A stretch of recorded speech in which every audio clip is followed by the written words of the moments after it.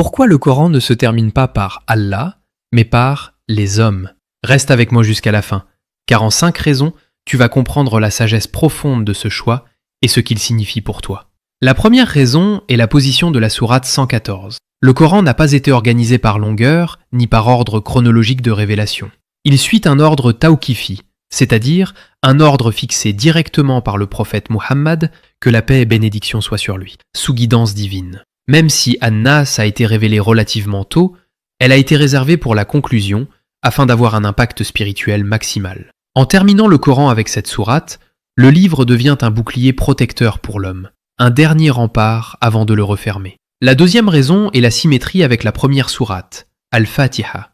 Le Coran commence par une demande très simple mais essentielle. Dans Al-Fatiha, l'être humain demande à Dieu « Guide-nous dans le droit chemin, le chemin de ceux que tu as comblés de faveur, non pas de ceux qui ont encouru ta colère, ni des égarés. » Versets 6 et 7. Dès l'ouverture du Coran, l'homme demande donc une chose fondamentale, connaître la bonne direction, savoir quel chemin suivre dans sa vie. Mais le Coran se termine avec la sourate An-Nas, qui répond à un autre besoin, la protection pour rester sur ce chemin. Cette sourate dit « Je cherche refuge auprès du Seigneur des hommes, le souverain des hommes, le Dieu des hommes, contre le mal du chuchoteur qui se retire, qui souffle le mal dans la poitrine des hommes. » Versets 1 à 5. On comprend alors la logique du Coran.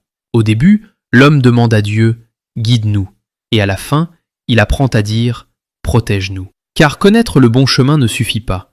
Il faut aussi être protégé contre ce qui pourrait nous en détourner. Même les noms de Dieu se répondent. Dans Al-Fatiha, Dieu est appelé « Seigneur des mondes », ce qui montre sa souveraineté sur tout l'univers. Mais à la fin, dans An-Nas, il est appelé « Seigneur des hommes », « Souverain des hommes » et « Dieu des hommes ». Le Coran commence donc par montrer la grandeur universelle de Dieu, puis il se termine en rappelant qu'il est aussi proche de chaque être humain et protecteur de chaque cœur. La troisième raison est que la sourate An-Nas protège contre le mal intérieur, appelé waswas al-khannas. Le waswas désigne ces murmures subtils qui s'infiltrent dans le cœur et menacent la foi, comme un chuchotement persistant.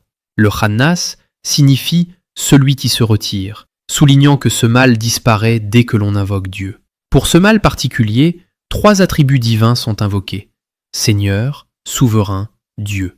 Cette triple protection montre que le mal spirituel est plus dangereux que les maux visibles et qu'il exige une vigilance particulière à la fin de la lecture. La quatrième raison est la fonction thérapeutique des 2 dernières sourates, Al-Falaq et An-Nas. Elles ont été révélées pour protéger le prophète des sortilèges et servent encore aujourd'hui de ruqya, c'est-à-dire une protection spirituelle par la parole divine. Après avoir nourri l'esprit avec les enseignements du Coran, ces sourates protègent le cœur et l'âme, rappelant que la lecture seule ne suffit pas. Il faut se placer sous la protection divine. La 5e raison est que le Coran se termine par l'homme. Le mot An-Nas, répété 5 fois dans 6 versets, rappelle que Dieu se définit à travers notre guidance et notre protection.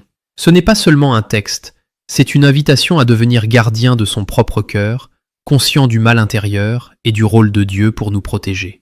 Comme le dit le dernier verset, dit « Je cherche refuge auprès du Seigneur des hommes, le souverain des hommes, le Dieu des hommes, contre le mal du chuchoteur qui se retire, qui souffle le mal dans la poitrine des hommes, qu'il soit un djinn ou un être humain. » Ainsi se termine le voyage du Coran, une parole qui nous guide, nous protège et nous place au centre de son message.